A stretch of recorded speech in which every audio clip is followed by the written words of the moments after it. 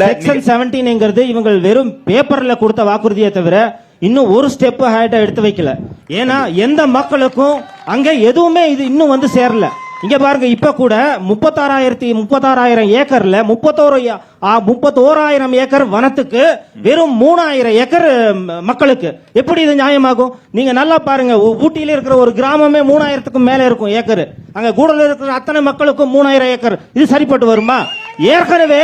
ஏற்கனவே அவர்கள் 5 வருடங்கள் இந்த கடைசி 5 வருடங்கள் திமுக எதை செய்யவில்லையோ அதற்கு முன்பு 10 வருடங்களாக அதிமுக எதையுமே செய்யவில்லை.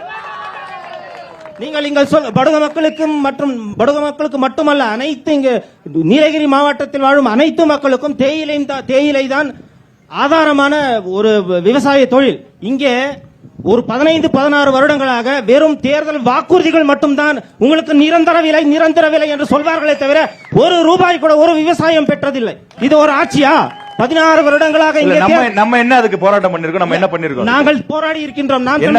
நாம் தமிழர் கட்சி இங்கே ஆசிரியர்கள் முன்னிலையில் இங்கே மாணவர்களுக்கு பிசிக்கல் எஜுகேஷன் டீச்சர் வேணும் என்று நாங்கள் போராடிக்கிறோம். விளையாட்டுத்துறையை மேம்படுத்துவார்கள். 16 வருடமாக ஒரு அரசு கல்லூரியில் நீங்கள் வந்து ஒரு பிசிக்கல் எஜுகேஷன் டீச்சர் இல்லாம எப்படி விளையாட்டுத்துறையை மேம்படுத்துவீங்க?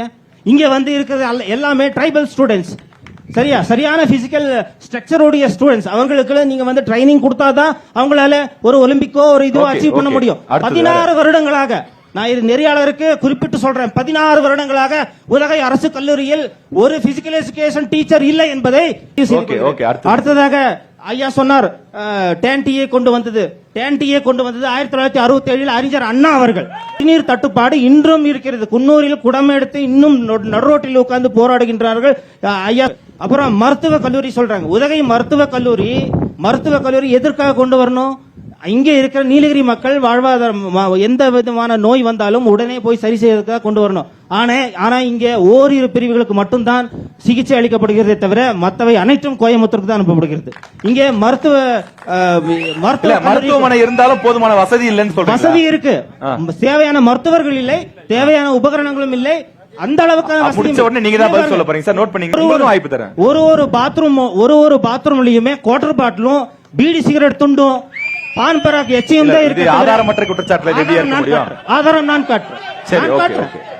நீங்க வேணும்னா நான் ஆதாரம் காட்டுறேன், போட்டோ எடுத்து வந்து வச்சிருக்கேன். அதற்காக நாம் தமிழர் கட்சி போராடி இன்று வழக்கு என் மீது வழக்கு இருக்கு. எதுக்காக? நான் இந்த மருத்துவமனை சுகாதார சீர்கேடு நடந்து கொண்டு இருக்கிறதற்காக போராடியதற்காக இன்று என் மீதும் வழக்கு போட்டிருக்காங்க. சரி, ஓகே.